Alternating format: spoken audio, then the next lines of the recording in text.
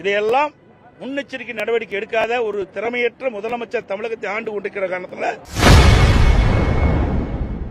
எந்தவித முன்னறிவிப்புமின்றி சாத்தனூர் அணையில் இருந்து தண்ணீரை திறந்துவிட்டு இருப்பதாக எதிர்க்கட்சித் தலைவரும் முன்னாள் முதல்வருமான எடப்பாடி பழனிசாமி குற்றம் சாட்டியுள்ளார்.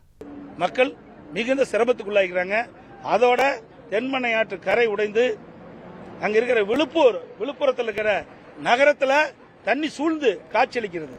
கடலூர் நகரத்துல தண்ணி சூழ்ந்து இருக்குது. கடலூர் மாவட்டத்தில் ஒரு 20 கிராமங்கள்ல தண்ணி புகுந்திருக்குது.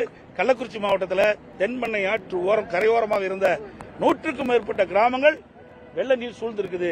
இதையெல்லாம் முன்னெச்சரிக்கை நடவடிக்கை எடுக்காத ஒரு திறமையற்ற முதலமைச்சர் தமிழகத்தை ஆண்டு கொண்டிருக்கிற காரணத்தில் இவ்வளவு இந்த மழையால் மக்கள் இவ்வளவு பாதிப்பு உள்ளாயிருக்கிறாங்க. இன்றைக்கு அணையிலிருந்து தண்ணீர் திறந்து விடுகின்ற பொழுது எச்சரிக்கை கொடுக்க வேண்டும் மக்களுக்கு. அப்பதான் மக்கள் பாதுகாப்பான இடத்திற்கு அவர் செல்ல முடியும். அவர் உடைமைகள்லாம் பாதுகாப்பாக எடுத்து செல்ல முடியும்.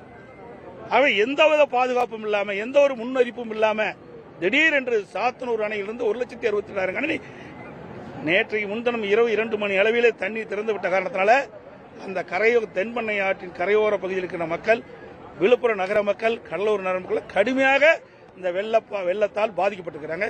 இது கடும் கண்டனத்துக்குரியது. இந்த அரசுடைய அலட்சியத்தால் இன்றைக்கு இந்த தென்பண்ணை ஆற்று கரையோர இருக்கின்ற மக்கள் எல்லாம் கடுமையாக பாதிக்கப்பட்டிருக்கிறாங்க. இதை போர்க்கால அடிப்படையில் இந்த அரசு துரிதமாக செயல்பட்டு அந்த வெள்ள நீர் வடிவதற்குண்டான நடவடிக்கை மேற்கொள்ளப்பட வேண்டும். அதாவது ஒவ்வொரு முறையும் புயல் வருகின்ற பொழுது ஆளுகின்ற கட்சியினுடைய அரசாங்கம் புயலுக்கு தேவையான நிவாரணத் தொகையை மத்திய அரசிடம் கோருவது வழக்கம். அந்த அடிப்படையில் இந்த அரசும் இன்றைக்கு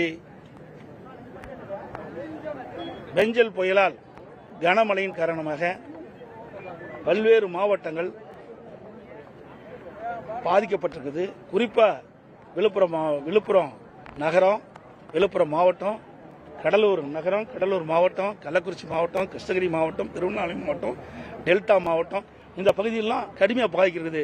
இதையெல்லாம் கணக்கிட்டு உரிய முறையிலே மத்திய அரசோடு தொடர்பு கொண்டு இந்த மக்களுக்கு தேவையான நிவாரணத்தை பெறுவதற்குண்டான முயற்சி இந்த அரசு எடுக்க வேண்டும். அதிமுக ஆட்சியில மக்கள் தூங்க முடியாத நிலைமை இருந்தது மழைக்காலங்கள்ல. இப்ப திமுக ஆட்சியில நிம்மதியா இருக்காங்க மக்கள் அப்படின்ற மாதிரி ஒரு முதலமைச்சர் கருத்து தெரிவிச்சிருந்தாரு. எப்படி பாக்குறீங்கன்னா இப்ப நீங்க பேட்டி கொடுத்துட்டீங்கல்ல, சேலம் மாநகர மக்கள் இரவுல தூங்கிட்டே இருந்தாங்க. நீங்கள் இரவுல தூங்குனீங்களா? மழை வெள்ளத்துல.